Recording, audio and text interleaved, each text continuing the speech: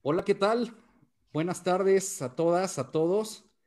Pues sean bienvenidas y bienvenidos a esta charla que tenemos esta tarde por parte de la Universidad del Futuro. Y yo le agradezco mucho al maestro Armando Estrada, al doctor Ulises Cruz, que estén aquí presentes con nosotros. Buenas tardes, ¿cómo están? Bien, Mauricio, ¿qué dices? ¿Y tú? ¿Qué Armando, tal, un Mau? gusto. ¿Todo bien? ¿Qué onda, Luis? Hola, Mau. Muy bien, pues muchas gracias. Gracias por estar aquí.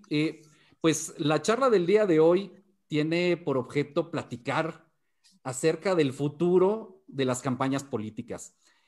Tanto Ulises como Armando tienen una experiencia ya pues de algún tiempo en el tema de las campañas políticas, no únicamente en México, también la tienen fuera del país. Entonces, si me permiten, yo voy a empezar por leer una pequeña semblanza de cada uno de ellos. El maestro Armando Estrada es licenciado en Relaciones Internacionales, egresado de la maestría en Políticas Públicas, ambas en el Instituto Tecnológico Autónomo de México, en el ITAM, y tiene varios años de experiencia profesional en organizaciones de la sociedad civil y en diseño e implementación de campañas de incidencia y electorales en Chile, Guatemala y varios estados de la República Mexicana. Por su parte, el doctor Ulises Cruz es licenciado en Ciencias Políticas por la UPAEP en Puebla, maestro en Comunicación Pública por la Universidad de las Américas Puebla y doctor en Ciencias de Gobierno y Política por la Benemérita Universidad Autónoma de Puebla, con mención cum laude.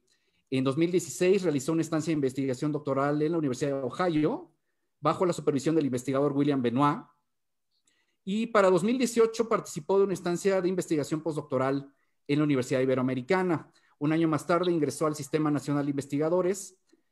Su área de interés es el análisis del discurso político en campaña, específicamente en spots y debates, y la aplicación de inteligencia artificial en redes sociales para distinguir actitudes, emociones y preferencias de los usuarios en campañas electorales. Recientemente se incorporó en febrero de 2020 como académico de tiempo completo en el Departamento de Comunicación de la Universidad Iberoamericana de la Ciudad de México. Pues nuevamente, bienvenidos, Armando y Ulises. Y pues yo lo que quiero es empezar esta conversación esta tarde preguntándoles, pues ¿cómo ven las campañas políticas? Aquí en México acabamos de terminar un proceso electoral el pasado 6 de junio, que bueno, pues todavía está en la etapa de litigio, pero yo quisiera preguntarles, ¿cómo vieron las campañas políticas en nuestro país en este último proceso electoral? ¿Qué les parecieron? Si puedes empezar, Ulises, por favor, adelante. Gracias, Mauricio. Gracias, Armando. Un gusto estar aquí con ustedes. Son unas elecciones muy interesantes. Generalmente tiene varios niveles, ¿no? Yo voy a empezar por este nivel federal, específicamente por el Congreso. Lo que estaba en juego en esta elección era justamente que el presidente pudiera tener esta mayoría calificada que muchos estaban esperando, con la idea de que pudiera hacer cambios importantes a la Constitución, y entonces en este sentido lo que se esperaba era un Morena que iba a arrasar en las elecciones. Si ustedes recordarán, al principio de la campaña todo el mundo pensaba que iba a barrer con la alianza PAN-PRI-PRD, que curiosamente desde antes discursivamente ya se empezaba a enmarcar como esta alianza que básicamente estaba defendiendo sus intereses particulares, ¿no? Y entonces todos los corruptos de siempre se han unido para defender sus propios intereses, y entonces son los corruptos contra los honestos, ¿no? Un poco la dinámica era un poco por ahí. No obstante, de señalarte que las elecciones intermedias en todo país democrático, particularmente presidencialista, presidencial, perdón, más que presidencial, son importantes porque básicamente se constituyen en un referéndum del presidente en turno. Entonces, esta elección era importante porque la gente lo que iba a evaluar era los 3 primeros años de gobierno de Andrés Manuel López Obrador. No obstante, en Estados Unidos hay estudios o muchos estudios que generalmente esta primera evaluación siempre la ven desde otro punto de vista, ¿no? Por ejemplo, tienen esto que se llama Stop Presidential Campaigns, en donde básicamente lo que hacen es estudiar en dónde el discurso del presidente hace una diferencia significativa en las tendencias, ¿no? Y entonces en Estados Unidos es muy común ver que el presidente va justamente promocionando a sus candidatos por todo el territorio porque intenta ganar también la mayoría en el Congreso. Entonces, usualmente estos estudios han encontrado que los presidentes hacen un cambio significativo en las tendencias cuando se encuentran empatados los territorios, es decir, cuando hay un empate y el presidente tiene una buena posición en esa porción de territorio donde está haciendo la promoción, pues generalmente siempre va a ser una tendencia favorable. En el caso de México, esos estudios no existen, estamos a años luz de que podamos llegar ahí, porque justamente tú sabes que la investigación, incluso en este sexenio, ha sido de lo más castigado, pero curiosamente siempre hubo esta reticencia de muchos porque el presidente estuviera hablando todos los días en campaña, porque se suponía que eso le da una ventaja por encima de todos los demás actores, lo cual no necesariamente es así. ¿Por qué? Porque el presidente generalmente solamente va a poder reforzar a aquellos ciudadanos que ya prácticamente están con él, ¿no? Y que vienen siguiéndolo y que tienen una buena expectativa. Pero el rechazo va a ser notable porque también hay gente que empieza a dar evidencia de que está en contra de todo lo que represente la marca Morena. Incluso lo podemos ver en esta división, en cómo quedó la división del Distrito Federal, justamente en cómo la ciudadanía empieza ya a tener este rechazo. Entonces, con esta primera idea quiero empezar.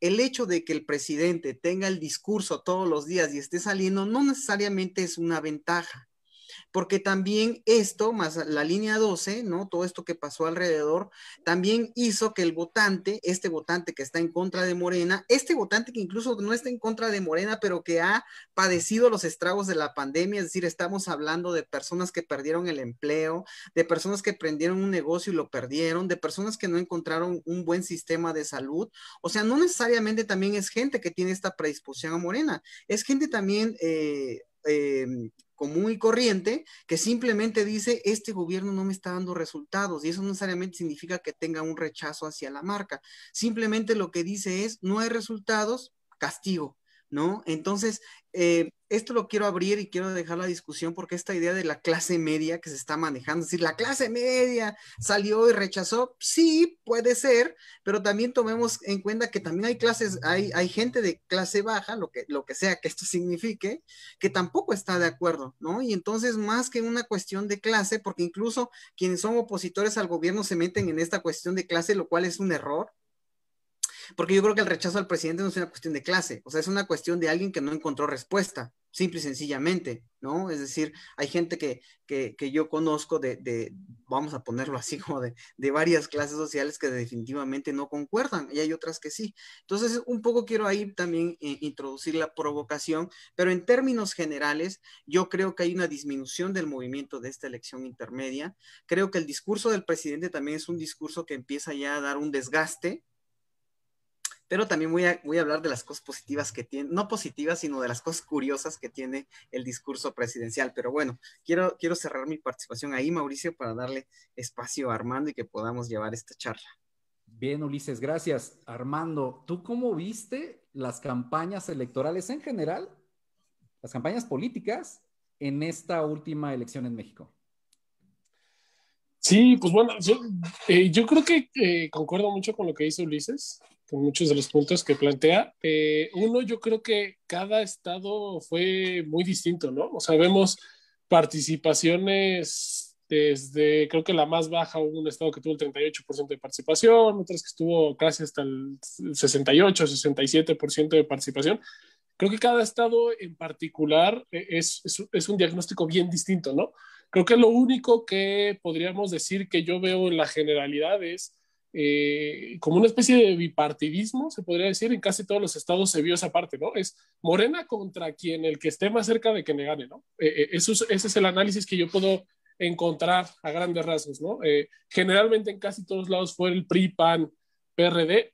Hubo otros estados donde estaba MC, ¿no? Que creo que fue el tercer actor relevante que surgió en en este proceso electoral, pero yo sí veo en términos generales análisis muy particulares que tenemos que hacer por cada estado, ¿no?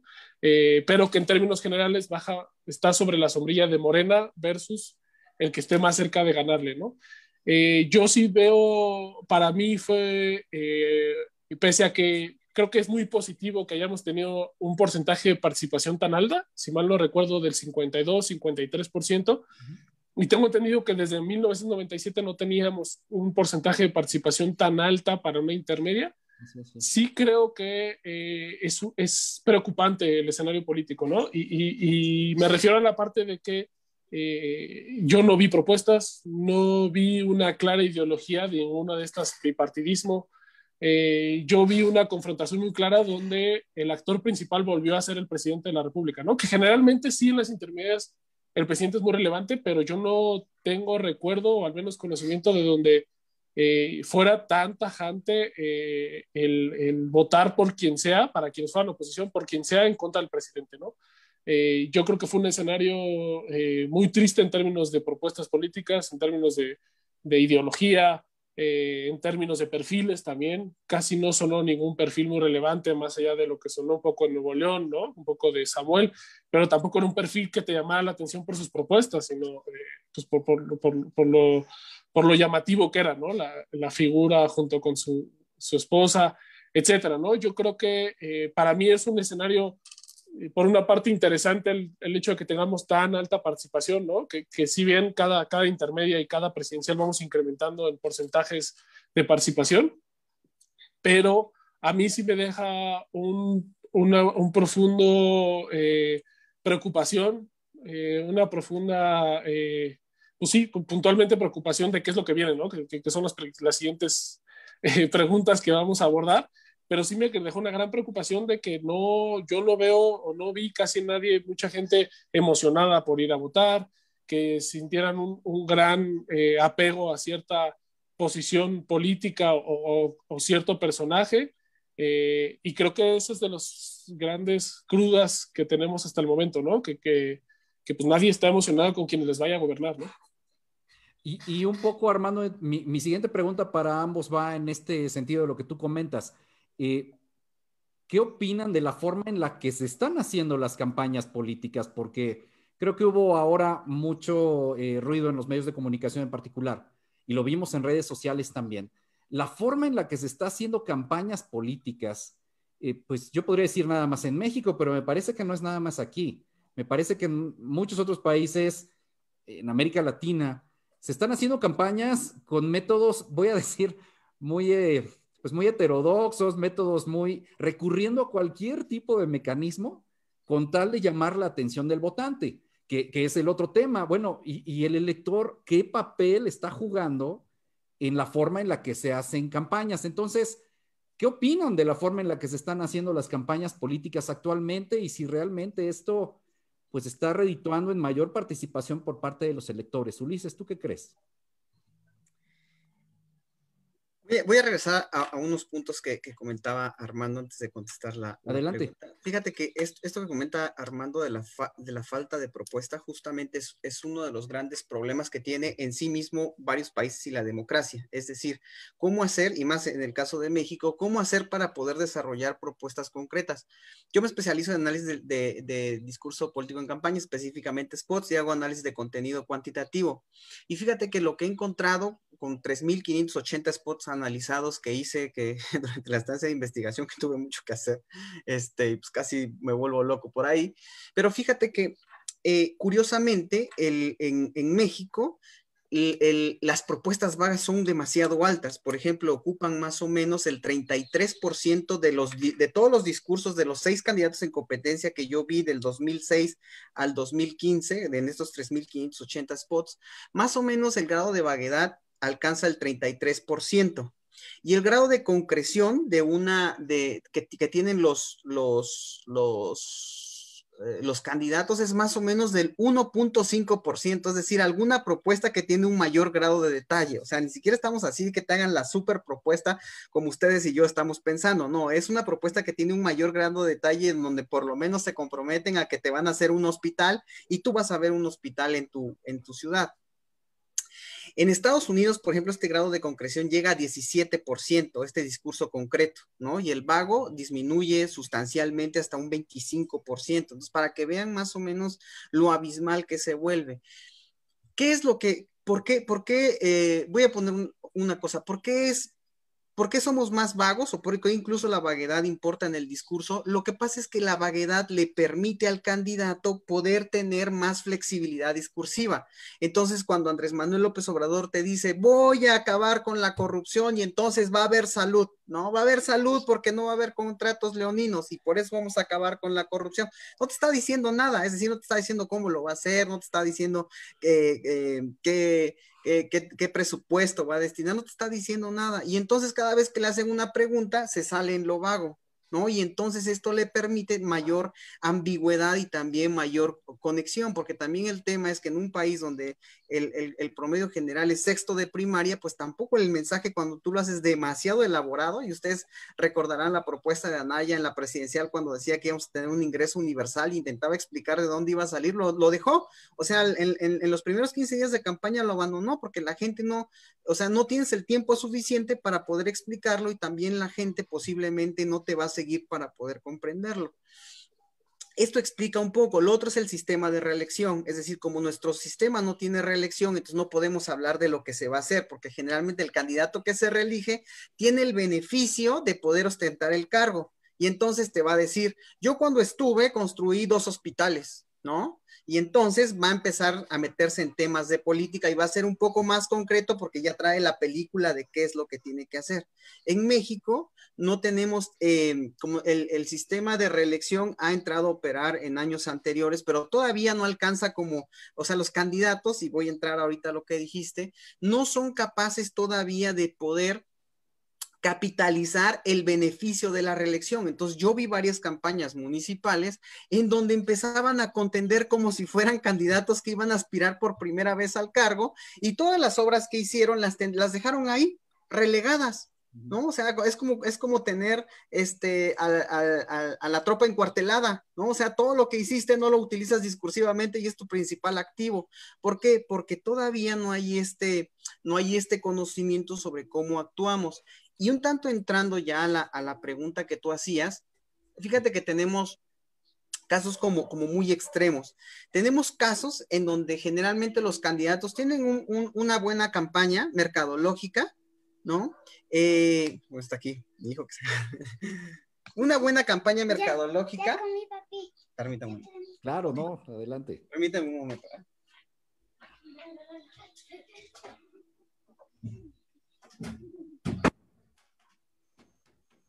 Bueno, es pandemia y tenemos a los niños. Entonces, tiene una muy buena campaña mercadológica.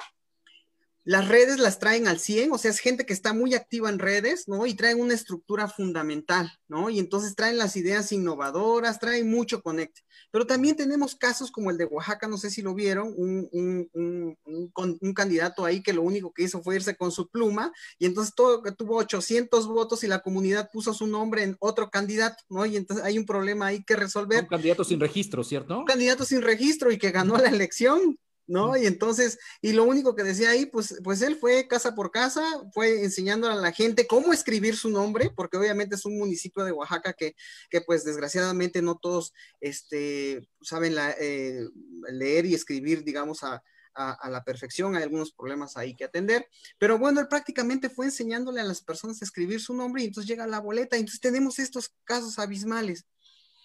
Pero ¿cuál es el común denominador de todo? Que a la gente le empieza a regresar a ese contacto. Lo que la gente quiere es tener ese contacto directo con su representante. O sea, como si estuviéramos en el ágora griega, hoy la gente demanda y tiene ese deseo de conocerlos. Después de que en campañas anteriores, y yo me imagino que Armando y ustedes que han estado en todo un movimiento, estuvieron ahí como como también siendo muy innovadores en cómo acercarse a la gente. Hoy los candidatos saben que lo tienen que hacer.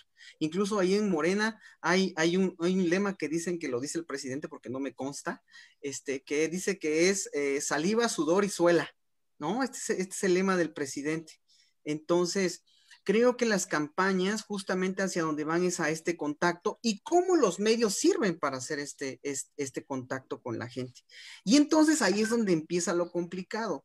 ¿Por qué? Porque el candidato, que no es experto en muchas cosas, empieza a aventar unas ocurrencias y toda la gente que está a su alrededor, ¿no? En donde vemos candidatos bailando o diciendo cosas graciosas o haciéndose los chistosos, intentando conectar con la gente, pero no se dan cuenta que la gente lo que demanda es ¿quién me resuelve mi problema?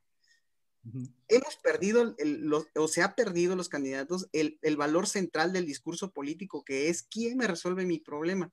Y yo lo decía incluso en alguna campaña por ahí, que la gente ahorita no le importa si es hombre o mujer. O sea, sí, porque ya ves que existe esta parte, ¿no? De, bueno, la mujer empieza con una desventaja porque por el hecho de ser mujer discursivamente, ¿no? Le es difícil conectar, bla, bla, bla. Incluso hay textos, ¿no? En donde dice que las mujeres intentan imitar comportamientos discursivos masculinos justamente porque se perciben en desventaja y entonces intentan ser más frontales, por ejemplo, ¿no? Más aguerridas en el ataque, por ejemplo.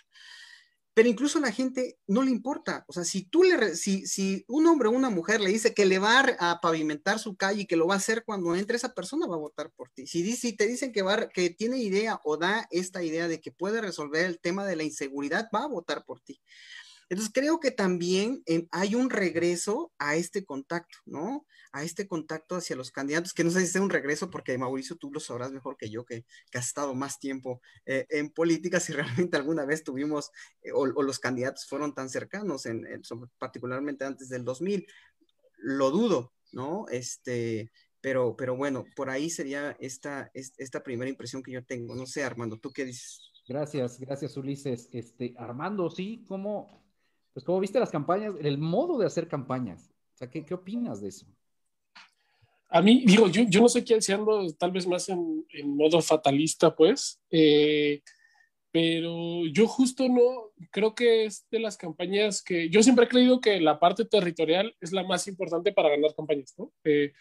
Es donde se ganan las campañas y la mayoría de los consultores o expertos en la materia consideran que las campañas se ganan en tierra, ¿no? Y pese a que ha habido un incremento en el uso de la gente en redes sociales, que siempre ha sido importante la televisión, la radio, etcétera. Yo sigo creyendo que la parte de tierra sigue siendo muy, muy importante, ¿no? Sin embargo, creo que era un experimento bien interesante esta elección porque íbamos a tener con esta parte del COVID, ¿no? De la pandemia, donde las estructuras territoriales iban a limitar muchísimo, ¿no? Y se vio en la parte en octubre que hubo elecciones en Hidalgo y Coahuila, y ahora en esta elección, pues también se vio limitada un poco las estructuras territoriales, sobre todo para las candidaturas que fueran en oposición, ¿no? Porque sabemos muy bien que pues, las candidaturas que iban por reelección, sobre todo presidentes municipales, pues generalmente usan la estructura del municipio, ¿no? Para hacer esta fuerte actividad territorial. Sin embargo, yo sí creo que una parte que predominó mucho esta elección y ya viene acarreándose desde varios años es el tema de las noticias falsas, ¿no? El tema de las fake news. Llámese en Facebook, llámese en WhatsApp, yo sí creo que predominó muy fuerte, ¿no? Y creo que un gran ejemplo que podemos tener es esta plataforma que sonó en muchas partes, se llamaba la del voto útil, ¿no? Que dice que fue hecha por ciertos alumnos de cierta universidad y se propagó por todos los grupos de todas las familias, ¿no? De métete a esta página y verás cuál es el candidato que más le puede ganar a Morena, ¿no? Yo creo que fuimos víctimas otra vez de algo que ya sabíamos que iba a suceder, ¿no? Y volvió a suceder el tema de las fake news, ¿no? El tema de la estrategia de voto útil fue una estrategia muy conveniente para ambas partes de los polos opuestos, tanto los que iban en contra de Morena como los que iban a favor de Morena, para no dar una opción que no fuera de ese bipartidismo, ¿no? Y me vuelvo a regresar a lo mismo. Yo creo que fueron los grandes beneficiarios. Podrán hablar que unos que ganó Morena, ¿no? En la parte de que obtuvo 11 alcaldías, que mantuvo la mayoría simple en el Congreso, junto con sus aliados. Otros podrán decir que la oposición fue el gran ganador porque en la zona metropolitana pues, le quitaron varias alcaldías a Morena, porque disminuyeron la presencia en el Congreso, etcétera. Yo sí creo que ambos son los grandes ganadores. O sea, fuera de tal vez Miguel Treviño en Nuevo León, donde ganó la reelección a su presidencia municipal independiente, fuera de eso creo que no hay esos famosos outsiders, ¿no? No hay, y los grandes ganadores fue el status quo, que el status quo yo pongo a Morena y al PRIAN-RD, ¿no? Y ¿qué predominó en las elecciones? Pues quienes fue a base de billetazos, ¿no? A poner la estructura a hacer campaña, se volvió a ver lo mismo de pagar por votos, a quienes tuvieran acuerdos con, bueno, más bien acuerdos, quienes pudieran contratar a ciertas consultoras de comunicación que manejaran cierta cantidad de páginas en Facebook donde propagaran millones y millones de pesos de publicidad en Facebook, quienes te podían crear una estructura de WhatsApp lo suficientemente grande para propagar cierta noticia o cierta encuesta, ¿no? Otro tema de las encuestas, hoy en día otro año más para corroborar que pues pocas encuestas son realmente creíbles. Hoy en día la encuesta en su mayoría es a quien más le convenga, ¿no? La encuesta no es un tema de beneficio público, sino es de beneficio de posicionamiento para cada candidatura. Creo que de las pocas cosas rescatables que yo encuentro es que por primera vez teníamos, ahorita que estaba comentando Ulises el tema de las mujeres, justo estaba viendo en un artículo que sacó el Financiero de Alejandro Moreno en sus encuestas que es la vez que mayor participación hay de las mujeres, ¿no? Y creo que mucha parte habrá que analizarlo más profundamente, pero yo creo que mucha parte es que pues por primera vez hay muchas mayores mujeres, ¿no? Compitiendo por cargos de elección, ¿no? Que ya hay este tema de paridad ya en todos los cargos. Va a haber muchos congresos locales donde tendremos mayoría de mujeres, ¿no? Legislando, lo cual creo que es un resultado muy, muy positivo. Habrá que ver esta otra parte de cómo está, me parece súper interesante que lo manejó Ulises, que es el tema de la masculinización, ¿no? Del discurso, ¿no? Cómo pese a que haya mujeres en el espacio público, en la arena pública, pues tienen que comportarse como hombres para poder tener el foco de atención, ¿no? Necesarias, porque pues, la opinión pública está muy, muy, muy masculinizada. Hay muchas cosas, ¿no? Muy interesantes. Yo sí lo sigo viendo como algo preocupante, pues, el término de que creo que como sociedad fuimos engañados fuertemente con el tema del voto útil, con el tema de esta parte de si Morena sí o Morena no, y da igual quién esté en Morena, da igual quién esté fuera de Morena, y pues sí, creo que vienen años, próximas elecciones interesantes, pero pues aprender de varios errores, ¿no? Que se cometieron. Creo que sigue habiendo barreras muy altas para hacer candidaturas independientes, sigue habiendo una disparidad, un piso súper disparejo en la cancha para cualquier proyecto político que no sea parte de este bipartidismo, ¿no? Ya sea un partido político local, un partido político nacional, pero chico a nivel local, con ciertas limitantes, candidaturas independientes, etcétera, ¿no? Creo que sí es preocupante hacia dónde vamos, ¿no? De acuerdo. Ulises, también acerca de esto que comentó Armando, el tema de las fake news, tú que eres experto en temas de discurso justamente y de manejo de lo que se dice en redes, ¿qué opinas al respecto? Fíjate que es muy interesante. Hoy en día incluso los equipos de campaña son los principales que promueven estos fake news, ¿no? Porque pasa algo. De repente los que están inmersos en la campaña creen que lo que sucede en redes sucede en tierra. O sea, y eso no necesariamente. Pero sí hay un elemento fundamental. Lo que se discute en redes sí funciona como una caja de resonancia de qué es lo que está pensando la gente y da pistas de hacia dónde debe ir el discurso del candidato. Eso creo que es fundamental, porque en esta parte de prospectiva, hoy en día lo que tendríamos que hacer es empezar a ver toda esa discusión que se hace en redes y la forma de operacionalizar y sistematizar lo que la gente dice para tener más elementos estoy hablando como equipo de campaña, ¿no? Que para que el candidato tenga más elementos para poder saber hacia dónde se dirige su discurso. Y creo que el tema es muy sencillo. A la gente le duelen muchas cosas, pero hay algo que le duele más que otro. Y entonces creo que es posible rankear esa molestia que tiene la gente y que va y te la dice en redes, que creo que es la ventaja con las encuestas, que ahí que generalmente en las redes la gente se deja ir, ¿no?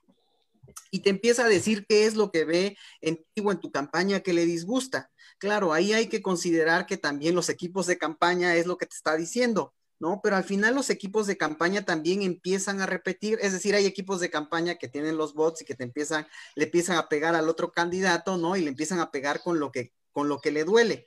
Pero eso que le duele también viene de gente que genuinamente se acerca a la campaña y te dice, no me gusta tu campaña porque eres más de lo mismo, porque eres el político tradicional de siempre, ¿no? No me gusta tu campaña porque te rodeas de gente corrupta, ¿no? No me gusta tu campaña porque simple y sencillamente no traes propuesta. Entonces, creo que ahorita justamente las redes, aunque realmente es fácil viralizar fake news, también creo que tienen otra parte muy amable, que es la idea de conocer más sobre lo que le duele al votante. ¿Qué es lo que falta? Técnica y método para poder sistematizar y recopilar esa información. Fíjate que yo por ahí tengo un modelito que incluso por ahí tú ya lo pudiste ver, ¿no? Que viene justamente de la teoría de William Benoit, ¿no? Que con quien es un profesor con el que tengo relación, o hice una gran relación cuando estuve en la Universidad de Ohio. Y justamente lo que hicimos fue poner a prueba en una campaña el modelo, ¿no? Asumiendo una cosa, es decir, lo que asumimos fue lo siguiente, que el modelo se construyó para discursos de candidatos, ¿no? Sean opositores o sea el candidato que va a reelección o el oficialista. Y entonces lo que hicimos es por primera vez bajarlo a los usuarios, asumiendo algo. Hay usuarios que van a asumir una posición política. Entonces, es decir, van a estar a favor o en contra del candidato, que generalmente por ahí si estás a favor de un candidato significa que le vas a pegar al que es el principal rival, como bien lo dice Armando, ¿no? Porque también aunque tenemos un sistema multipartidista, sucede lo que se llama la ley de Duverger, es decir, que hay muchos partidos, pero generalmente siempre dos terminan disputando o tienen probabilidades de triunfo. Entonces, lo que hicimos fue asumir a las personas como que estaban a favor de un candidato y que entonces discursivamente se iban a comportar igual. Y efectivamente, lo que encontramos es que un candidato, cuando un ciudadano, cuando ha decidido defender a un candidato, se comporta como el candidato mismo. Y entonces es posible ver qué es lo que ataca o qué aclama del candidato que está defendiendo, del candidato que está atacando. Y fíjate que nos dio muy buenos resultados. ¿Qué te digo esto? Que generalmente, y lo vi incluso en la campaña, muchos acuden ahora o muchos acudían o han acudido al focus group, ¿no? Este focus group que te da una idea más o menos hacia dónde va. Bueno, pues el análisis en redes es un gran focus group, porque si bien es cierto que no puedes tener representatividad, ¿no? Territorial, es decir, no puedes decir que lo que pasa en redes sucede en tierra porque pues no hay una representatividad. Sí es posible extraer grandes datos que cualitativamente te permitan conocer un poco más de la cuestión discursiva y en este sentido te da orientación hacia dónde te debes ir. Entonces, esto es lo que estamos haciendo nosotros y también lo pareamos con un sistema de información georreferenciada, porque lo otro es, ok, ese usuario en red tiene un contexto del cual no puede escapar y el cual podemos inferir también a través de lo que le sucede. Entonces, nosotros también lo que hemos estado explorando como equipo de la Ibero con otros colegas que tenemos por ahí y que empezamos a testear en esta elección es si a través de un sistema de información georreferenciada es posible inferir o es posible deducir o más que nada parear lo que sucede en la red e intentar sacar ciertas variables que nos digan hacia dónde o qué características o qué comportamiento tiene un determinado usuario. Entonces, hoy creo, si a mí me lo preguntas y con esto lo voy a resumir, que las redes sociales también deben ser, más que ser vistas como como este gran paladín que resuelve campañas, tiene que ser vista más como un elemento de información. Y hoy recordemos que el Big Data más grande que tenemos y que debe ser analizado es el lenguaje.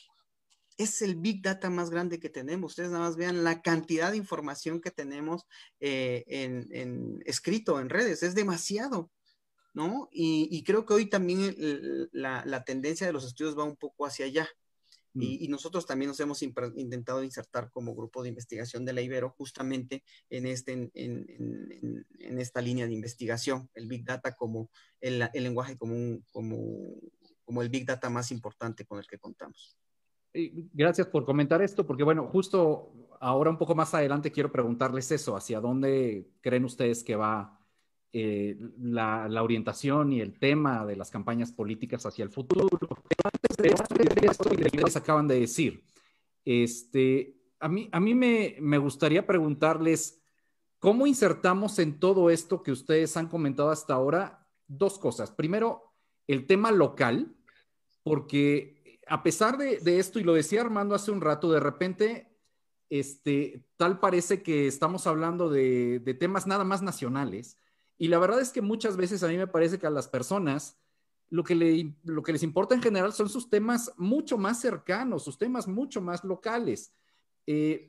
¿Cómo influye esto en la naturaleza de las campañas? Porque además, bueno, Armando decía, por ejemplo, hace rato hablaba de Treviño en Nuevo León, por ejemplo, que es un tema muy local. El propio tema de Samuel García en Nuevo León creo que es un tema muy local, que no podríamos ver reproducido quizás en Jalisco, en Puebla, en Ciudad de México. Creo que sería muy difícil ver un fenómeno así, al menos en este momento. En Jalisco, por ejemplo, Armando, que estuvo recientemente allá, bueno, él vio otras dinámicas aquí en el centro del país, Ciudad de México, Puebla, donde tú, Ulises, has visto otro tipo de dinámicas. ¿Cuál es la importancia de lo local? Esa es una primera cuestión. Y la segunda, ya entrando un poco al tema de prospectiva y futuro, ¿cómo ven la participación de la juventud, de los jóvenes, en este marco de las campañas, como las vimos ahora? ¿Cómo fue la participación de la juventud en esto? Son esas dos cuestiones. Armando, por favor. Sí, yo igual nada más de lo que comentaba hace rato Ulises, estoy totalmente de acuerdo, nada más. Toda esta Big Data que se utiliza en redes también se utiliza para segmentar y redes sociales, entre las Facebook, Instagram, TikTok, YouTube, Twitter, etcétera. Toda esta parte de toda esta información que se recaba en Big Data se utiliza también en campo, ¿no? O sea, la segmentación del mensaje no solamente me refiero a las fake news, no solamente se propagan en Facebook, donde pautas en cierta colonia que le llegue a tal persona tal cosa que sabes que le va a impactar negativa o positivamente como tú quieres, ¿no? Sino también haces que tus estructuras territoriales propaguen ese mismo mensaje. De la mano utilizas estructuras vía WhatsApp donde garantizas que en el grupo de tal colonia le llegue tal cosa, ¿no? Entonces, toda una estructura muy sofisticada que ya manejan la mayoría de los partidos, que es realmente preocupante, ¿no? Donde propagan fake news, ¿no? Entonces, no solamente pensemos en la propagación de fake news vía Facebook o vía redes sociales, sino también de muchas otras maneras alternas para que la gente le llega la información vía Facebook, pero la refuerza vía tierra y la refuerza en el grupo de la familia y la refuerza en el grupo de vecinos, ¿no? De esta otra parte que comentabas, Mau, sí, yo creo que por una parte veo muy difícil y sobre todo por cómo está conformado el sistema de partidos en nuestro país, que una opción alterna a este bipartidismo que menciono venga a lo nacional, ¿no? Yo creo que tiene que venir desde lo local. Es muchísimo más sencillo, que de todas maneras es muy difícil, crear un partido político local. Es muchísimo más sencillo crear o hacer nacer como Miguel Treviño esta candidatura independiente a una alcaldía que a una gubernatura o a una senaduría o a alguna presidencia de la República. Creo que esas son las vías donde se ve pequeños resquicios, ¿no?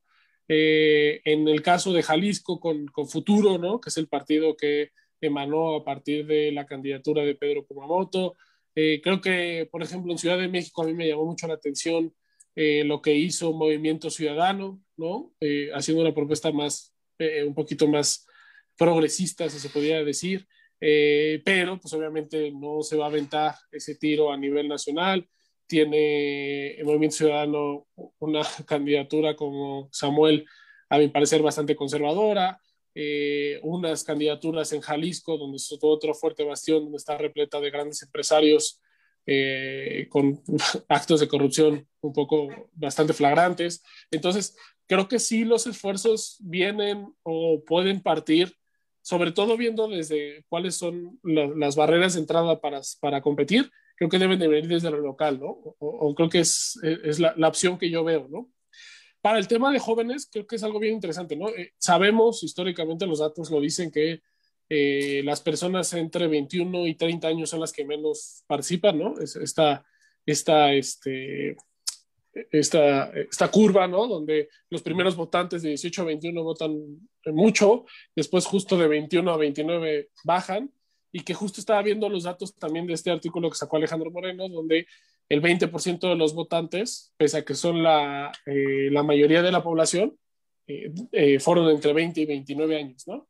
Entonces, evidentemente hay una baja tasa de participación en nuestro país, que es algo que se ve a nivel mundial, eh, ciertamente, pero pues también hay que analizar. Creo que no ha habido los suficientes análisis donde se pueda saber por qué los jóvenes no quieren participar, ¿no? Yo no he encontrado hasta el momento donde haya evidencia suficiente para poder mostrar por qué no quieren participar, pero pues a grandes rasgos es porque yo podría decir que en el sistema de partidos está hecho para que quienes figuren como candidaturas o como fuerzas políticas son personas que ya llevan un largo trayecto en el sistema político, y donde pues obviamente por ende tampoco tienen ideas innovadoras, ¿no? Donde no se habla de medio ambiente, donde no se habla de el tema de precariedad laboral, donde no se habla de muchos temas que justamente estamos hablando un poquito aquí de futuros, ¿no? Se hablan mucho de presentes y puro a corto plazo, ¿no? Entonces, a mí sí me parece preocupante esa parte también de, pues seguimos con esta constante de que los jóvenes cada vez participan menos. De acuerdo. Ulises. Sí, justamente, y voy a regresar a lo primero que estaba yo comentando cuando abrimos la charla, esta parte de las elecciones federales, y viene esta segunda parte que yo quiero abordar y que tiene relación con la parte de lo local, que justamente en las elecciones intermedias, esta notoriedad que cobra el presidente ahora, y que también ha sido desde antes, o sea, los presidentes siempre en elecciones intermedias han intervenido a su manera, ¿no? Es decir, tal vez Andrés Manuel López Obrador con un poco más con la voz de que tiene en la mañanera y entonces es más visible, pero todo mundo sabe que desde sexenios atrás siempre el presidente mete mano en las elecciones intermedias porque lo que quiere siempre es ganar la mayoría en el Congreso, ¿no? Entonces, solamente que son menos frontales, es decir, generalmente siempre con este discurso de no vamos a intervenir en las elecciones intermedias, se salen, pero todo el mundo sabe que operan en las elecciones políticamente con la estructura del partido y con dinero, ¿no? Eso creo que es algo que siempre se ha sabido en México. No obstante, el hecho de en esta elección intermedia opaca lo local y es muy difícil para los candidatos poder establecer una agenda. Por ejemplo, algo que yo estuve viendo de alguna elección que estuve por ahí siguiéndola de cerca para hacer este estudio que estaba yo haciendo y que está en curso, justamente era esta parte que llegó un momento en donde la diferencia del candidato a una delegación era demasiado alta, pero de repente, cuando ya es el resultado final, queda muy cortita. Y la pregunta es ¿por qué? ¿De dónde salen esos electores que de repente no los tienes y de repente aparecen ahí? Y entonces empieza la primera, ¿no? Pues las encuestas, ¿no? La primera siempre es, las encuestas han dejado de ser esa medición fiable de la sociedad, ¿no? Entonces, bueno, es la encuesta.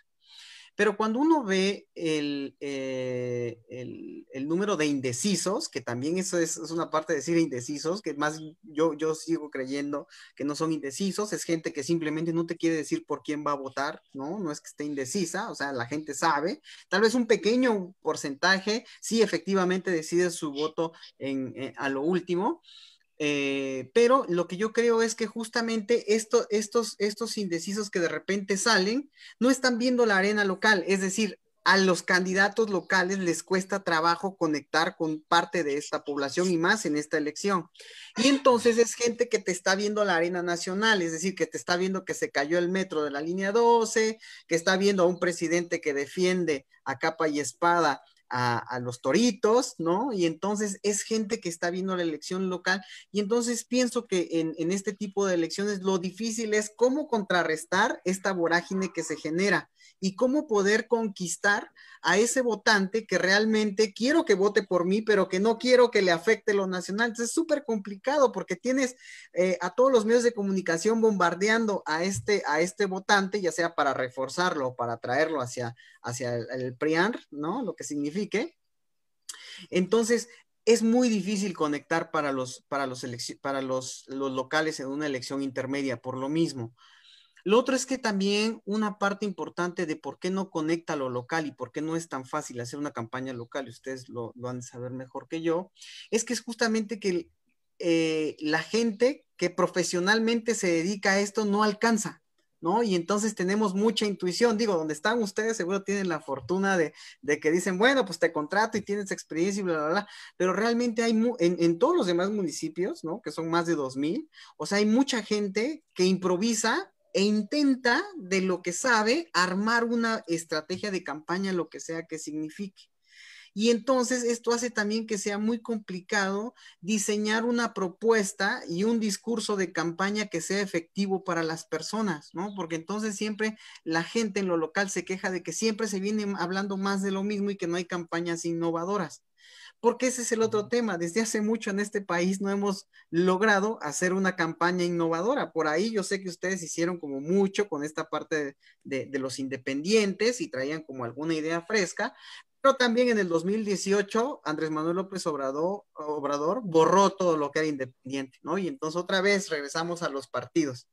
Entonces la gente va entre nuevas ideas y también en un sistema viejo como el nuestro, donde tiene más de lo mismo, y entonces es imposible empezar a sacar ahí algo innovador que atraiga a la gente. Y esto pasa también por los jóvenes. Yo desde que recuerdo desde la universidad, y mira que desde el año 2000 que entré, que ya hace un tiempecito, no, ya contigo No ya no te tanto, digo, no, Mauricio, porque no pues tanto. ya también no nos vamos a ir tan atrás, ¿no? Pero es broma, Mauricio. Pero justamente siempre está este debate, ¿cómo atraer a los jóvenes? O sea, es el santo grial. Hasta ahorita yo no creo que alguien lo haya descubierto, porque el tema es que también este desgaste de la democracia, ¿no? Con todas las falacias que ha traído la democracia, también ha sido muy difícil conectar porque no logramos hacer tangible para el joven que debe seguir creyendo en la democracia y particularmente en la representatividad, que yo creo que lo que tenemos es justamente esta crisis de representatividad y particularmente en nuestro país se combina con las figuras viejas y longevas que han venido otra vez a gobernarnos y que también en lo local se ha replicado. O sea, por ejemplo, en el municipio en donde yo estoy, un presidente que ya gobernó 2 veces atrás y que tiene como 65, casi 70 años, pues vuelve otra vez a estar ahí y los jóvenes desaparecidos. ¿Por qué? Bueno, porque no hemos logrado justamente cómo poder atraer tanto a los representantes jóvenes como también a los votantes para que vuelva a haber este dinamismo. Pero yo creo que este dinamismo también pasa por volver a ser atractivo a la democracia, ¿no? Entonces es súper complicado, la verdad que hay veces que yo atesoro mucho cuando de repente hay alguien osado que tiene la respuesta para cómo atraer a los jóvenes, porque yo lo primero que digo es, wow, ponlo a prueba y entonces ganemos 2000 municipios con jóvenes, ¿no? Con participación de jóvenes, es imposible, porque justamente yo pienso que hay esta idea también de los jóvenes que que hoy también tienden más a la espectacularización, ¿no? Es decir, en medios como Facebook, como TikTok, ¿no? Como estas nuevas plataformas en donde prácticamente tienes ahí que aventarte un buen acto histriónico para que te hagan caso. Entonces, ¿cómo le haces para que a la vez de que te hagan caso fijes un tema y que el joven reflexione? Es un tema súper complejo, ¿no? Claro. Claro, ahora, tomando en consideración entonces esto que ustedes acaban de decir respecto a estos dos temas, ahora directamente quiero preguntarles, pues, bueno, ¿cómo lo hacemos entonces hacia futuro? Y quiero poner, no sé, ¿cómo se imaginan ustedes que van a ser las campañas políticas en un plazo de 10 años, 15 años? ¿Van a ser así como lo estamos viendo? ¿O qué es lo que ustedes, de acuerdo a su experiencia, ven que está formando tendencia hacia la nueva forma, si es que hay alguna? ¿Cuál será la nueva forma de hacer campañas políticas en México y en general en América Latina? ¿Cómo van a ser esas campañas? ¿Qué tendencias están viendo ustedes, Armando? Híjole, qué complicada pregunta, ¿no? Yo la verdad creo que yo sí sigo creyendo que lo territorial va a seguir siendo lo más importante, al menos de aquí a 10 años. Creo que una de las partes que corroboró la pandemia y toda esta parte es que la parte de crear comunidad, la parte de, pues sí, la parte del contacto humano sigue siendo algo vital en la humanidad. No por nada tenemos tantos índices tan altos hoy en día de depresión, de términos de salud mental, ¿no? De afectaciones a la salud mental. Yo sí creo que la parte comunitaria, la parte territorial, la parte del contacto humano va a seguir predominando en las elecciones. Sin embargo, en términos comunicacionales, pues sí hay una fuerte tendencia a que los contenidos que son más inmediatos, con menor prolongación, son los que más impacto tienen. Desgraciadamente creo que se mantiene la constante de que a mayor dinero tengas en las candidaturas o tu campaña, mayor probabilidad tengas de éxito, ¿no? Creo que eso va a ser difícil de erradicar, al menos de aquí a 10 años, y más porque no se están tratando los temas, ¿no? Hablábamos de que las reformas electorales que se están planteando próximamente va solamente en tono de disminución a los plurinominales, pero el tema de vigilancia hacia que las candidaturas no rompan los límites de gastos de campaña. Todo el mundo sabemos que casi todas las campañas gastan muchísimo más de lo que realmente realizan, de lo que realmente gastan, que pues, la publicidad en redes sociales pues sigue siendo un factor importante y concuerdo con esta parte que Ulises, es predominante, no es predominante, pues no garantiza que si te publican una fake news o una encuesta donde tu candidato o candidata va muy bien en la elección, entonces, voy a votar por él porque seguramente él le va a poder ganar a Morena. Sí es importante ese factor, pero no es el que te hace votar, ¿no? Simplemente es algo que abona a tu votación.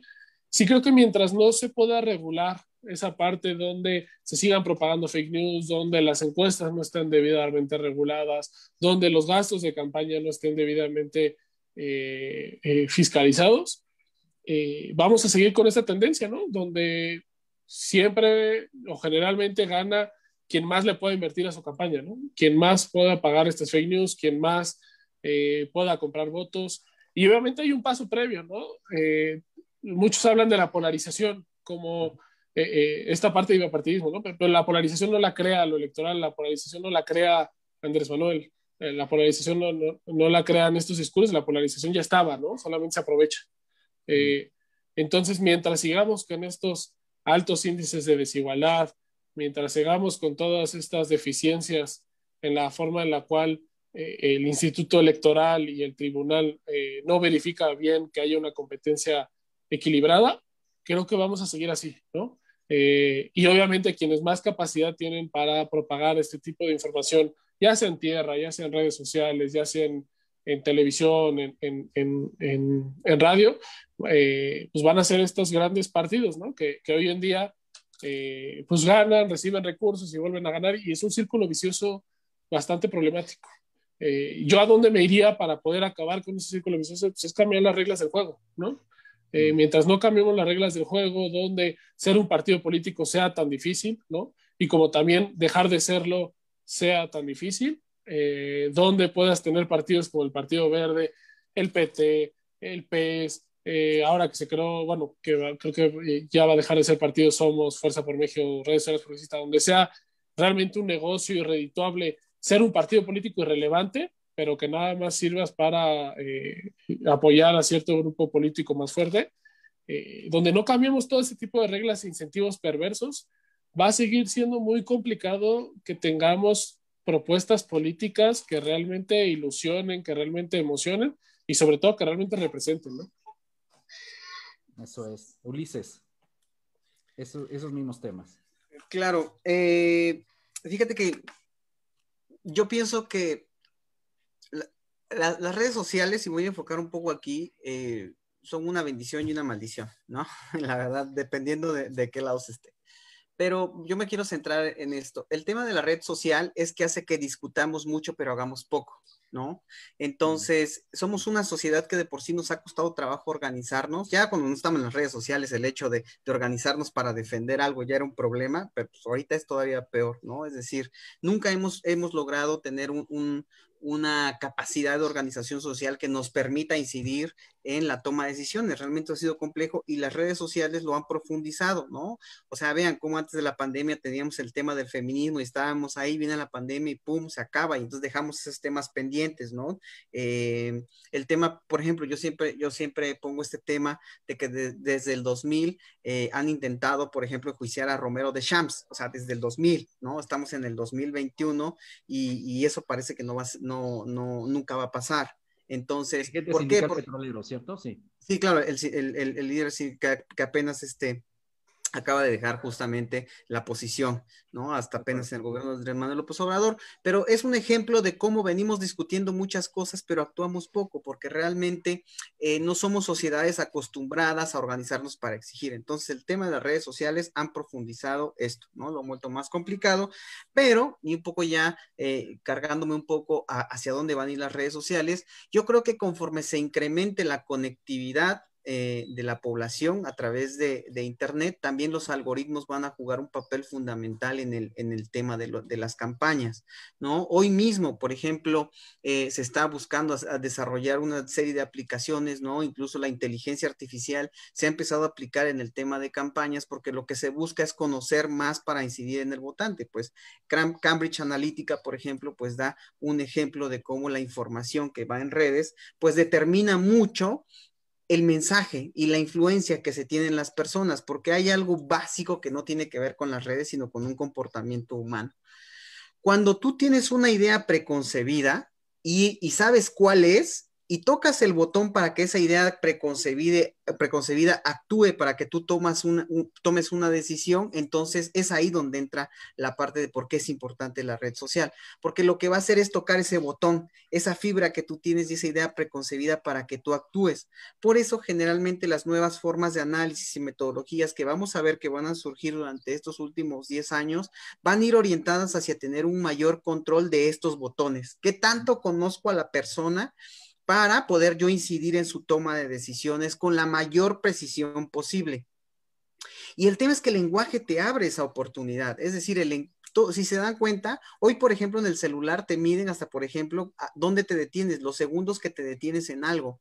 Y entonces empiezan a partir de ahí a inferir más o menos qué tipo de personas eres o más o menos qué tipos de pensamientos tienes.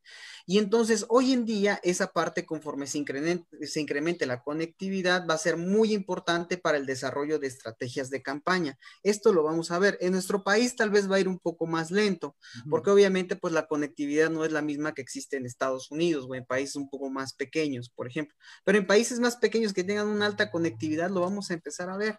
Es decir, la territorialidad se va a ir abandonando conforme avance la parte tecnológica, porque tal vez el candidato ya no va a necesitar trasladarse e ir a tu casa, tal vez tiene una forma de entrar un poco más sencilla, algo que te permita conectar, porque también esto le va a optimizar el tiempo, ¿no? También el tiempo es importante, si ustedes se dan cuenta en los mensajes, antes estábamos hablando, yo cuando analizaba spots de 30 segundos, un minuto, hoy los spots son bien cortitos, te están durando 4 o 5 segundos, y en ese tiempo tienes que captar la atención de la gente, y más que explicar es detonar el botón. Eso es lo que la gente no entiende. O sea, cuando hacemos mensajes tan cortos, no tiene con la idea de convencerte, tiene la idea de pegarle ese botón que te ayude a actuar. El spot actúa de esa manera. Por eso cuando le piden al spot en México esta parte democrática, le dices, perdóname, pero el spot no cumple esa parte democrática. El spot lo que hace es intentar detonarte una fibra en 30 segundos que refuerce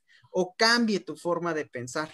Y entonces hoy eso se intenta hacer en tan solo 4 o 5 segundos, ¿no? 10 segundos. Entonces el tiempo yo creo Es que... un tema, perdón, es un tema mucho más dirigido a las emociones, más que a la razón, por supuesto. Claro, claro, porque lo que tú quieres es justamente detonar esa emoción que te lleva a esta idea de que la emoción nubla lo racional no es cierto, hay una configuración, nosotros lo vemos, o sea, cuando tenemos una discusión o algo, siempre la emoción se va concatenando con cierta parte de racionalidad, ¿no? Y eso, Perdón. sí, y eso pues, no es nuevo, pues, o sea, la parte de priorizar lo emocional a lo racional, la gente no vota con el cerebro, la gente vota con el corazón, con quienes más se sienten identificados, con quienes más se parecen a su estilo de vida, etcétera, ¿no? Que es representación pura, ¿no? Pura y dura, pues. Claro, claro, claro, sin duda. Y yo pienso que lo emocional es el pivote, pero también pasa por una cuestión racional. Es decir, si yo no tengo mi calle pavimentada, ¿no? Y nunca Claro. me hicieron caso cuando fui a la presidencia municipal y viene el candidato y me dice, oye, las cosas van a cambiar, lo voy a decir, tantito, ¿no? Por eso yo siempre cuando me piden algún consejo de este tipo, lo que yo siempre digo es, lo que un candidato debe ser nunca generar una disonancia cognitiva. Es decir, que tu municipio sea el más inseguro del mundo y llega el candidato y te dice, hemos logrado ser el primero en seguridad, ¿no? Y dices, eso al votante en automático le va a pegar algo emocional porque con el perdón de la palabra, se va a encabronar y te va a decir, pero ¿de dónde sacas eso? O sea, ¿de dónde sacas si me han asaltado automáticamente 3 veces? Claro. Por eso, y creo que esta parte también tiene que ver un poco de prospectiva y que tiene también con algo que ya viene desde atrás. Entre más genuino sea el candidato y más fiel sea a eso que es, y de ahí intente proyectar su propuesta, más impacto va a tener en la gente, porque el tema es que la propuesta y la imagen se condicionan, que es algo que a veces el candidato y los que están no logran entender. ¿A qué voy con que la idea de que imagen y propuesta se condicionan? Voy a lo siguiente. Si yo de repente digo que soy un candidato honesto y que entonces voy a hacer una propuesta para erradicar la corrupción en la alcaldía, ¿no? Y de repente me ven, y ese es mi cualidad personal, que soy honesto, y mi propuesta es acabar con la corrupción en la alcaldía, implementando controles de seguridad, ¿no? Los que tú quieras. Y de repente alguien me ve agarrando dinero en un video, es obvio que condiciona. ¿Quién me va a creer que soy honesto y que lo voy a hacer si yo estoy agarrando dinero? Es ahí donde se genera justamente la disonancia cognitiva. Porque el tema de todo esto del candidato es que entre el candidato es más fiel a lo que él dice y su propuesta se parece mucho a lo que él es, en ese momento tiene un mayor impacto. Entre más alejado se encuentra, entonces la gente se acerca menos a esa idea que él quiere generar. Y no sé, Armando, ¿tú quieres agregar algo en esta parte?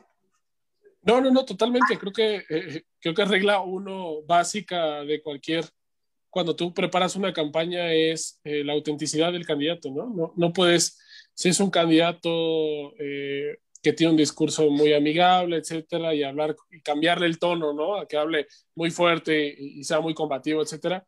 Siempre regla básica uno de cualquier campaña es pues agarrar cuáles son las cualidades de tu candidato y explotarlas al máximo, ¿no? No hagas de un candidato lo que no es, ¿no? Claro, obviamente esta parte de que sea congruente en todas sus áreas, ¿no? Tanto en su propuesta, como en su perfil, como en su actuar, todo, ¿no? Pues totalmente de acuerdo. Y fíjate que curiosamente esto es lo menos común. Sí, O sea, justo. el candidato de repente ya cuando está encarrerado se le olvida. O no, algo pasa, no sé, ahí yo todavía no he logrado No, dilucidar. y aparte ahí está la parte, es bien interesante porque pues obviamente pues, siempre se recomienda que cualquier campaña para hacer la estrategia te bases en los análisis, ¿no? El análisis del perfil del votante, ¿no? Cómo está compuesta tu sociedad, ¿no? Y muchos, a mi parecer, digo, es un debate interesante a mi parecer, pero muchos ven que en sus análisis de escucha social encuentran que el mayor problema es de seguridad, ¿no? Y tienes un candidato que es muy amigable, que es muy alegre, etcétera, pero no es esta figura enérgica que te da confianza en cómo va a afrontar frontalmente la seguridad, ¿no? Entonces cambia completamente el perfil del candidato porque lo que encuentran en el electorado es que buscan a alguien más aguerrido, ¿no? Y a mí se me hacen completamente errores, ¿no? O sea, no puedes cambiar la percepción del votante definitivamente en un proceso electoral. Sin embargo, siempre me parece un grave error cambiar los perfiles de tus candidatos, ¿no? Y adecuarlos a la coyuntura. A mí se me hace graves problemas porque pues no es congruente y tu candidato tampoco se siente o candidata no se siente cómoda, ¿no? Del espacio. Pues Claro, en y justo, efecto, perdón Ulises, estamos dale. a punto de terminar, pero antes de eso, lo que les quiero preguntar es, tiene relación justamente con esto que ahora ustedes discuten. Eh, ¿qué, ¿Qué futuro tiene la figura de los partidos políticos como los conocemos actualmente? Y bueno, partamos del ejemplo mexicano, que es lo que tenemos más cercano nosotros, pero bueno, ¿es esta la figura, la única figura que puede funcionar como este enlace entre quienes toman las decisiones en los gobiernos y la ciudadanía? ¿Es la única manera? ¿Hay alguna otra forma que ustedes vislumbren? Digo, es una forma que ya tiene, vaya, muchísimos años, ¿no? Como la única forma, pero de verdad a mí me gustaría preguntarles, ¿es la única manera esta que conocemos? ¿Habrá alguna evolución hacia otro tipo de cuestión, quizás más, más individual? No lo sé, quisiera cerrar con esa pregunta. ¿Qué futuro creen ustedes que tienen los partidos políticos como la forma de representación popular para elegir a quienes toman decisiones en México y en el mundo? Si quieres empezamos contigo, Ulises, por favor. Fíjate que yo justamente desde el año 2000 que entré a ciencias políticas siempre me he preguntado cuándo vamos a dejar a los partidos y tal pareciera que entre más avanza el tiempo, menos complicado es. Se llegó a pensar en el caso de México que estas figuras de candidatos independientes podrían ser como esta figura que pudiera hacerlos de lado. El tema es que creo que esta idea que la gente tiene en la cabeza, ¿no? No sé, o al menos hoy cómo funciona, no se puede entender la democracia sin el partido, o la representatividad sin los partidos políticos. Y el tema es que hoy no hay nada o algo que nos diga, bueno, ¿por qué lo cambiamos? Y si lo vamos a cambiar por algo, si eso va a ser mejor que tener a los partidos. Yo creo que el tema que pasa más que el tema del partido tiene que ver con algo que se ha olvidado y que tiene que ver con la vocación de servicio y el bien común. Creo que el partido no es el problema. Creo que el partido empieza a ser el problema cuando dejan de ponderar el bien común y entonces actúan en pro de intereses particulares o personales. Creo que ahí en nuestro caso de México es donde aplica, es decir, entonces vemos a los partidos como lo mismo de siempre, porque generalmente siempre han sido cotos de poder, incluso hasta familiares, ¿no? Y entonces eso hace que justamente la democracia avance y se perfeccione. Pues vean, todavía tenemos listas cerradas, ¿no? Es decir, los plurinominales son listas que deciden desde el interior del partido, o sea, no son listas que se voten. Eso en sí mismo es un problema. ¿No? El tema incluso que tenemos ahorita con la reelección es un problema, porque la gente ve la reelección como algo negativo por toda nuestra historia, pero en verdad que tiene muchas cosas positivas. El tema es que en la reelección siguen estando los personajes lo mismo de siempre, porque siempre los partidos como que cooptan esa parte. Entonces yo veo complicado que de aquí a 10, 15 años los partidos cambien, a menos que haya un politólogo genial que en estos momentos esté diseñando una forma de representatividad que nos lleve hacia otro lado, pero es algo que requiere realmente una genialidad. una genialidad para poder sacarnos de ahí. En tanto esa genialidad no llegue, yo creo que los partidos van a seguir siendo estas figuras y creo que potencialmente estas figuras de candidatos independientes pueden llegar otra vez a funcionar, pero van a funcionar en la medida que tengan presupuesto y en la medida que la cultura política del ciudadano mexicano cambie, ¿no? Porque también, o sea, el gran tema de los candidatos independientes es que no cuentan con presupuesto para hacerle frente a toda esa maquinaria. Y lo otro, Mauricio, que también eso hay que verlo, en esta elección también se ha visto que la gente, esta idea del pueblo bueno tiene sus asegúnes, porque la gente sigue aceptando dinero por votar. En tanto eso no se acabe, ¿no? Porque también esa es la otra. O sea, siempre se defiende al ciudadano como si fuera un ciudadano, que todos son un nicho de bondad y entonces aceptan ese dinero porque no les queda de otra. Pero hemos visto en ciudades donde realmente tienen una mejor posición que la gente dice, sí, claro, te acepto el dinero. O sea, al final termino votando por quien yo quiero, pero lo acepto. Pero la idea es que tendríamos que trabajar y no, o sea, no lo aceptes y vota por quien tú quieras, ¿no? Porque la gente dice, bueno, no importa que me den dinero, o incluso los mismos partidos dicen, bueno, pues acéptalo y vota por quien quieras, pero la idea es que cuando reforzamos eso, seguimos mercantilizando la política. Entonces creo que también, y esto sería una cuestión ya para discutir en otra, que también habría que reflexionar ese ciudadano, ¿no? Ese ciudadano que todavía sigue adaptándose también a las viejas prácticas. Es cierto. Y ahí, Armando, bueno, es interesante escuchar tu opinión porque tú has trabajado con varios candidatos independientes, no nada más en México, fuera del país. Y bueno, ese es un mecanismo, pero ¿qué opinas de esta situación referente a los partidos políticos y en el futuro si esto podría cambiar o qué opción ves tú? Sí, a ver, en términos, es que yo creo que va todo en cuestión de cómo está diseñado el sistema, ¿no? O sea, los incentivos que hay para hacerlo, ¿no? Hemos visto que las candidaturas independientes son mayormente utilizadas por candidatos que ya fueron por partidos, ¿no? Y creo que fuera más allá de Miguel Treviño y Pedro Kumamoto, creo que toda la mayoría de los candidatos que han ocupado y que han ganado desde esa figura, pues pertenecieron a partidos políticos, ¿no? Y es un pequeño gran segmento, ¿no? Y vuelvo a lo mismo. Yo sí creo que los partidos y el sistema, vaya, el conducto o este vehículo llamado partido político sí creo que es el idóneo y creo que es necesario para la vida democrática de cualquier país.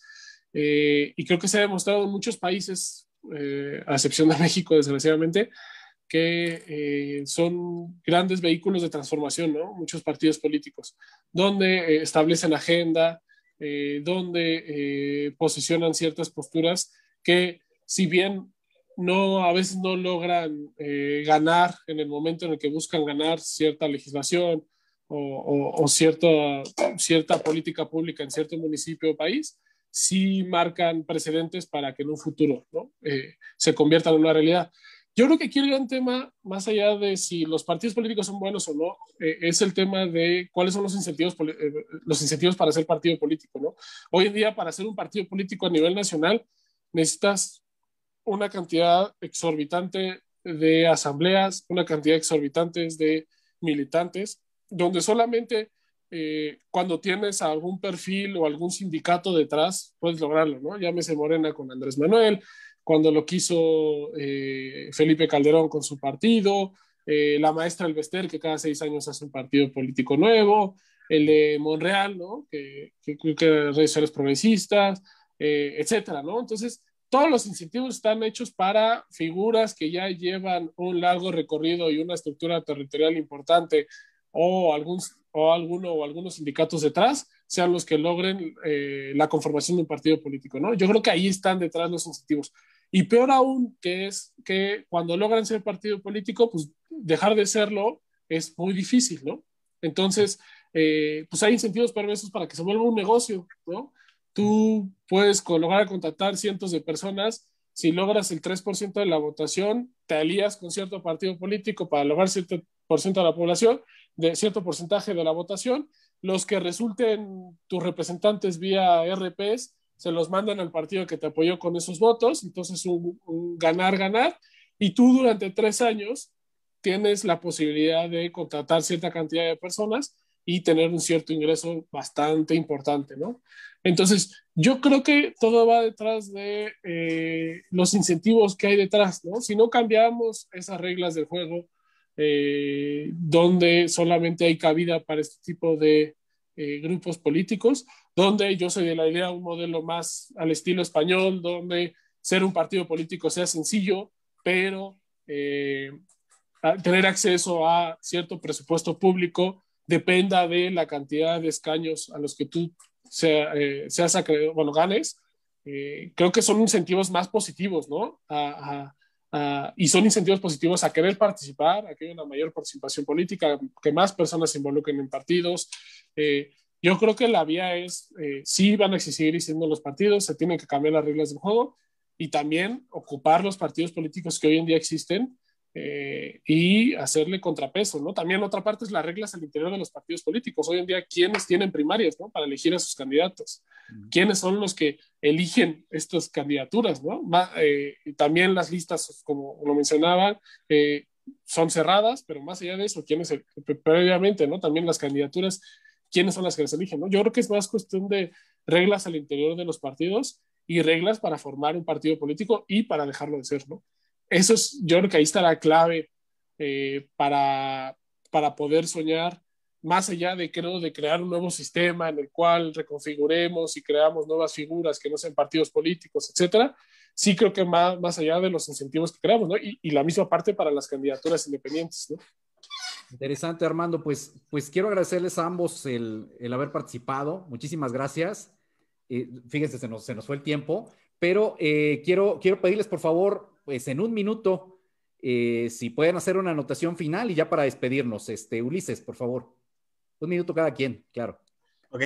No, pues nada, agradecer la invitación, Mauricio. Yo sí coincido con Armando en varios de los puntos. Creo que justamente los incentivos son un factor para que las cosas empiecen a cambiar en México, pero también creo que un factor fundamental de todas estas veces que se dice que por dónde se empieza, creo que tiene que ver con la educación, ¿no? Mientras seamos un país con un promedio general de sexto de primaria, es complicado que también podamos avanzar discursivamente y mejoren los perfiles. Y lo último que diría yo es que creo que tenemos una idea falsa de la representatividad. Creemos que cualquiera puede ser representante popular y creo que esa es una falacia que tenemos. Creo que un representante popular necesita precondiciones, ¿no? Para poder serlo. Porque yo pongo un ejemplo muy simple. Si tú tuvieras que construir una casa, Mauricio, y me darías tu dinero para que yo, que soy un politólogo, la construya, seguramente no, vas a ir a encontrar un arquitecto, ¿no? O si te rompes una pierna, pues vas a buscar a un médico. Pero nosotros sí le damos a cualquiera a que dirija nuestro municipio con la experiencia que tenga y con lo que tenga. Entonces creo que ahí es donde también debemos trabajar. Necesitamos precondiciones para también mejorar los perfiles de la gente que potencialmente se inserta en el gobierno. Y este sería mi anotación. Eso está bueno para debatirlo también después. Armando, por favor. Sí, es un gran debate. Ahí estaría bueno para una plática completa.